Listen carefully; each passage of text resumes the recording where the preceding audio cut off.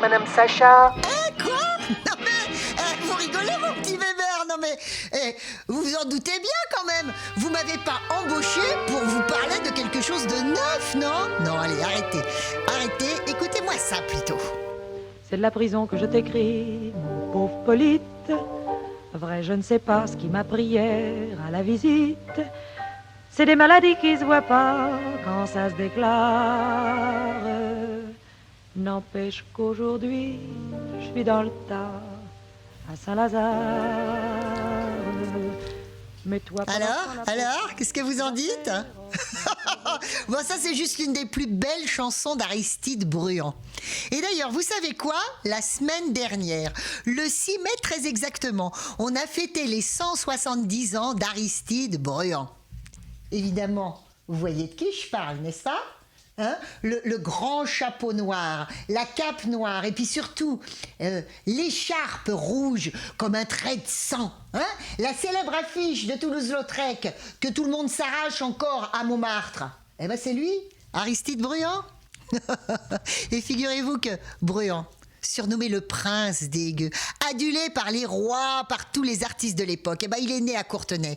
Ça vous embouche un coin, mon petit Weber? Et comment vous dire, au niveau de la notoriété, du talent, je ne vois pas vraiment d'équivalent actuel. Bon, imaginez la voix, le charisme, la notoriété, la beauté de notre beau Jojo. Mais alors, tu vois, un Jojo qui aurait trouvé le look absolu, le look qui, 30 ans plus tard, n'aurait pas été démodé. Et puis pas que ça, surtout un Jojo qui aurait composé lui-même, paroles et musique, ses propres chansons avec le talent d'un Brassens. Mais pas que ça, un Brassens qui aurait été capable de monter sur les tables et d'haranguer la foule comme un Jamel Debbouze. Tu vois un peu? Bref, en 2 mots, Aristide Bruand, c'est la star absolue de la belle époque jusqu'au début des années folles. Bon allez, on revient à sa chanson bijou. Saint-Lazare. Saint-Lazare, c'est le joyau ténébreux.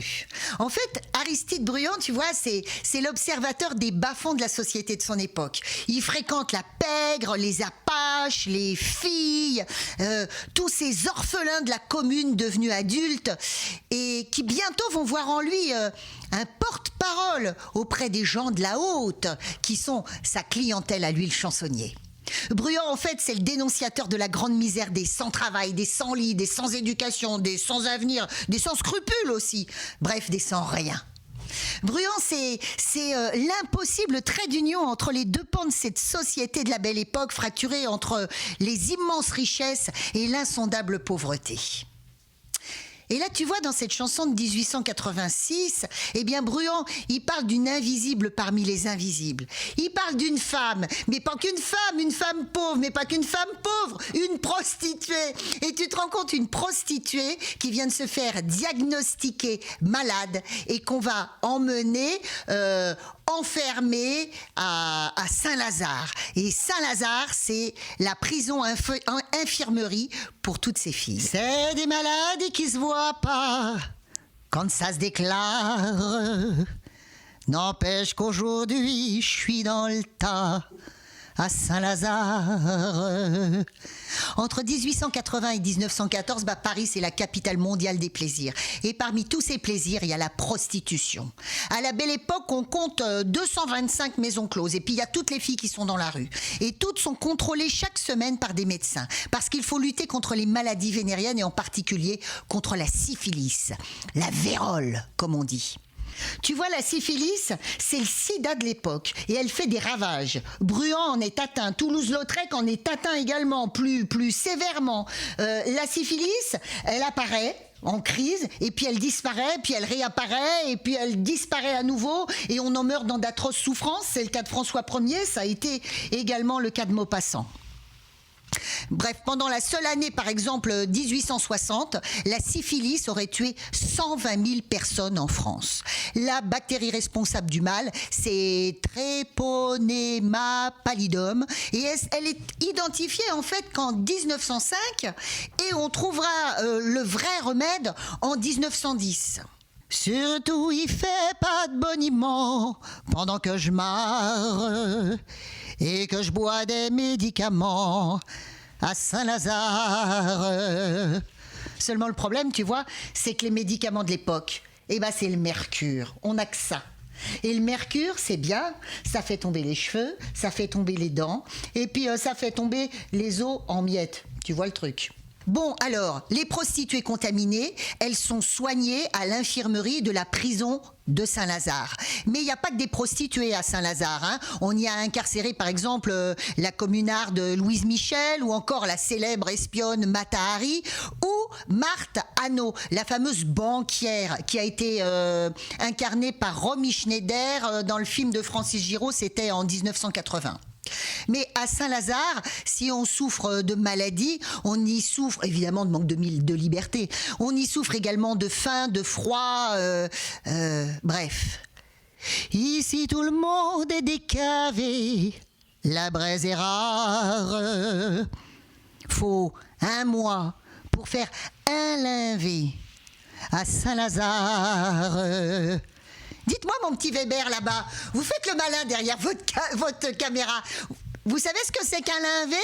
Ah bah, je vais vous le dire. Parce qu'en fait, c'est là qu'il y a toute la saveur de la langue de Bruant. Bruant, il connaît l'argot comme sa poche. Il a étudié l'argot de François Villon. Il a bien entendu et a bien retenu l'argot de toute cette pègre qu'il va fréquenter dans les cabarets. Et il en instille, en fait, ses chansons parce qu'il y trouve une musicalité extraordinaire.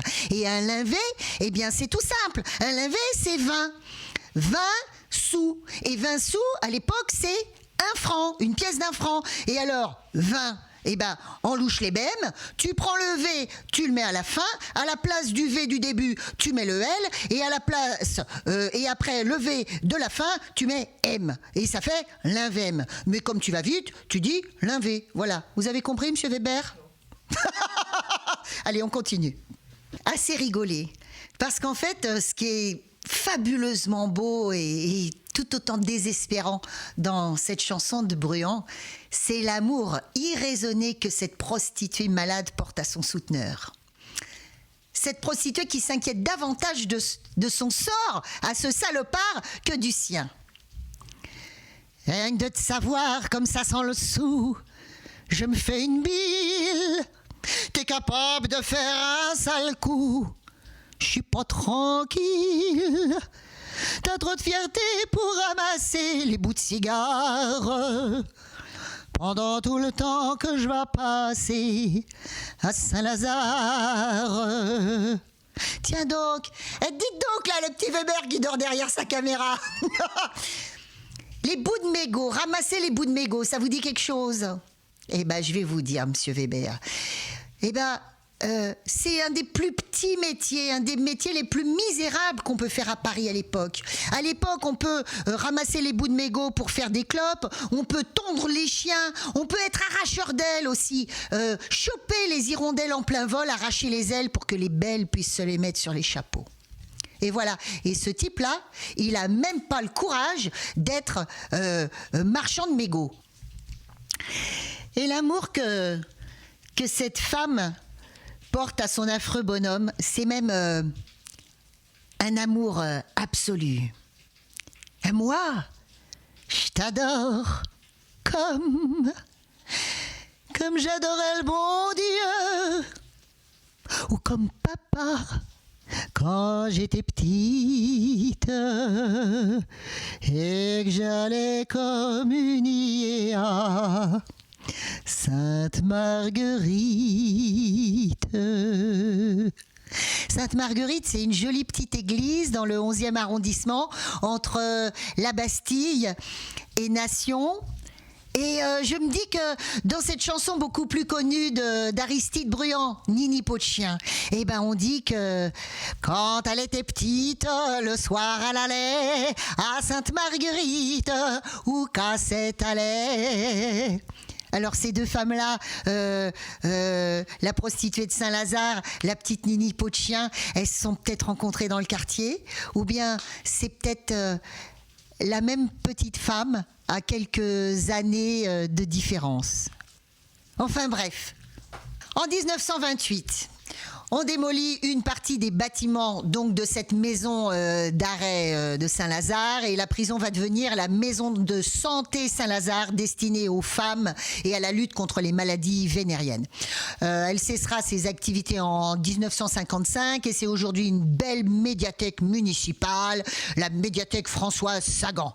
Bon, j'aime beaucoup Françoise Sagan, j'adore pas, mais j'aime beaucoup. Mais enfin, je pense que cette médiathèque, elle aurait dû être rebaptisée médiathèque Aristide Bruand, ou bien encore médiathèque Patachou, qui est, à mon sens, la plus grande interprète de cette chanson, Saint-Lazare. Voilà, et donc on va finir en évoquant tout de même cette immense interprète que fut Patachou, qui a été également une grande découvreuse de talent. Il y a Bécaud, il y a Brel, il y a évidemment Brassens, à qui elle a donné leur chance dans son cabaret de la butte Montmartre. Évidemment, comme Bruand. Et puis, qu'est-ce que je pourrais dire?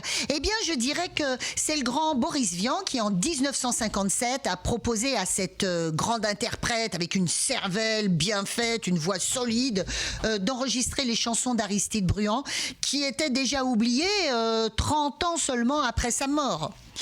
Alors, les interprétations de Patachou, qu'est-ce que je peux vous dire, si ce n'est que c'est d'une sobriété extraordinaire, quelque chose de très dépouillé, une perspicacité dans la compréhension des textes qui vous laisse, comme deux ronds de flanc, comme aurait dit ma grand-mère.